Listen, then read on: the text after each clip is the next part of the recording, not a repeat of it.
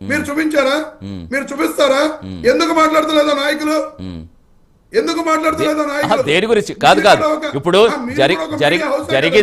జరిగింది సరే. ఇప్పుడు జగన్ గారు దానికి ఏ పొజిషన్ మాకు తెలియదు కాబట్టి అలాంటి అప్రస్తుతం జగన్ గారు ఆ మీడియా ఛానల్ సంబంధించి.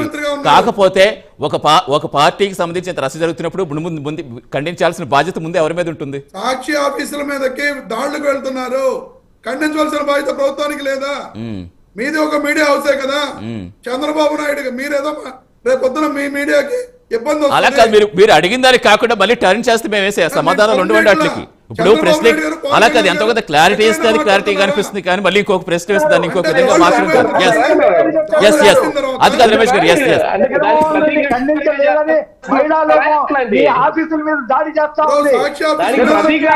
రైట్. ఒక నిమిషం శ్రీనివాసరావు గారు మాట్లాడుతున్నారు.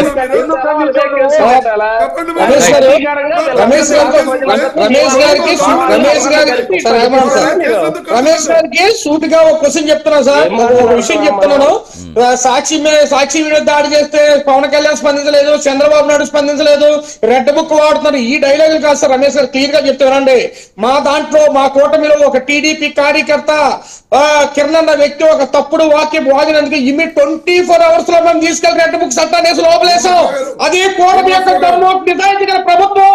మీరు ఇప్పుడు కూడా ఈ నాయకుడు వెకిలి శాతం చేస్తుంటే వచ్చింది తప్పు, న్యాయం, అన్యాయం అది మాట్లాడుతున్నారు తప్ప ఇలాంటి మాట్లాడకూడదు. ఓ మీడియాకి అధినేతని, ఒక రాష్ట్ర మాజీ ముఖ్యమంత్రిని అది ఖండించకుండా ఇంకా తప్పుడు వ్యాసాలు, తప్పుడు మాటలు, తప్పుడు రాజకీయాలు చేస్తున్నారంటే ఒక నియంత రాజకీయాలు జగన్మోహన్ రెడ్డి ఏం చేయాలి?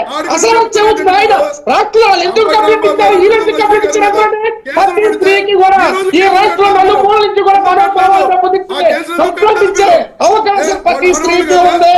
ఆ విషయం మీకు తెలుసుకోవాలి. మీరు నచ్చినట్టు వాగేద్దాం, పక్కింటి అంటే ఖాళీగా ఊరుకుంటారు అనుకుంటున్నారా? మీరు కేసులు పెట్టి లోపలేస్తారు చెప్తారా? మీరు చేసే ఈ యొక్క లైన్ లో నుంచి పెట్టి కొట్టాలి. అలాంటి చట్టాలు రావాలి మీకు. మీ ఇష్టం వచ్చిన రెచ్చిపోయి మీ దగ్గర చేయాలని చెప్పి తప్పుడు రాసేసి తప్పుడు మొదలు ఇప్పుడు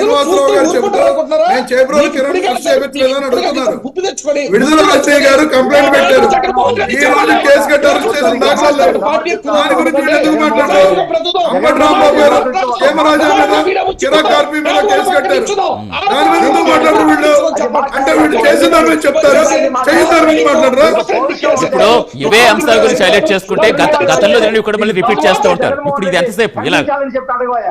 అదే చెప్తున్నా మీకు. వీళ్ళు కాదు అందరి వ్యవహారాలు సమాధానం చెప్పు. నేను మాట్లాడే నాకు ఇచ్చింది అవకాశం వచ్చినప్పుడు మాట్లాడుతాను. రమేష్ గారు ఒక్క రోజు ఆగండి. మీరు మాట్లాడలేదు ఆయన మాట్లాడి ఆయన ఎవడుతారో అడగండి. శ్రీనివాసరావు గారు నేను క్లియర్ గా చెప్తున్నా.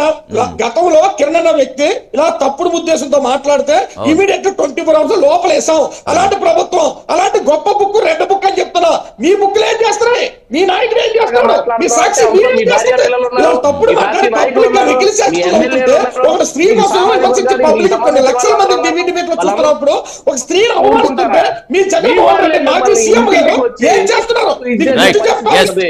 సమయం అవుతుంది. ఫైనల్ గా వీరశేఖర్ గారు గతంలో కూడా ఇలాంటి విమర్శలు ఎక్కువైనప్పుడు పవన్ కళ్యాణ్ ఎప్పుడు ఆల్రెడీ చెప్పారు. ఇప్పుడు మా ఇంటి మహిళలు అంటున్నారు ఇలాగే ఖండించకపోతే ప్రతి ఇంటికి వచ్చే అవకాశం ఉందని. ఇప్పుడు అదే వస్తుందా? మాట్లాడాల్సిన అవసరం 100% అదే వస్తుందండి. పవన్ కళ్యాణ్ గారు ముందే చెప్పారు, వీళ్ళ స్త్రీల్లో మిగతా స్త్రీలు చూడరు, ఇల్లు మనం రేపు పొద్దున మన ఇళ్లలో దూరుతారు, రేపులు చేస్తారు, మానభంగాలు చేస్తారు, స్త్రీల్ని వస్త్రాలు ఇప్పుతారు, ఇల్లు బాలికలు తీసుకెళ్లి రేపులు చేస్తారు. తెలిసింది కనుక ఈ కూటమికి పట్టం కట్టారు.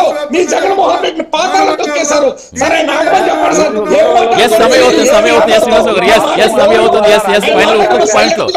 చాలా పద్ధతిగా ఉండవు ఇప్పుడు వరకు. మాకు తెలుసు బయటికి వెళ్ళి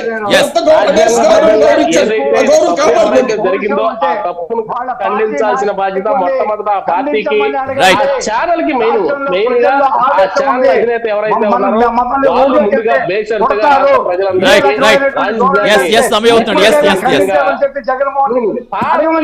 చేసి తప్పు క్షమించండి అని చెప్పి అడగాల్సిన బాధ్యత ఉంది అని చెప్పి రాష్ట్ర ప్రజలందరూ కోరుతున్నారు. లేకపోతే ప్రజాగ్రహానికి Right. గురవుతారు. Right, and ప్రజాగ్రహానికి yes. Me channel ప్రతి స్త్రీ yes, మనోభావం yes. దెబ్బతిన్న విషయం అండి. ప్రతి స్త్రీ కూడా మనోభావం దెబ్బతిన్న మీ ఇంట్లో ఆడపిల్ల, మా ఇంట్లో ఆడపిల్ల, right and S S right ప్రతి అండ్ థ్యాంక్ యూ ఇంట్లో శ్రీనివాసరావు గారు, థ్యాంక్ యూ రమేష్ గారు, థ్యాంక్ యూ రఫీ గారు, థ్యాంక్ యూ శేఖర్ గారు డిబేట్లో పాల్గొన్నందుకు. ఎస్ రైట్, ఇది వాళ్ళ ప్రైమ్ డిబేట్. నమస్తే.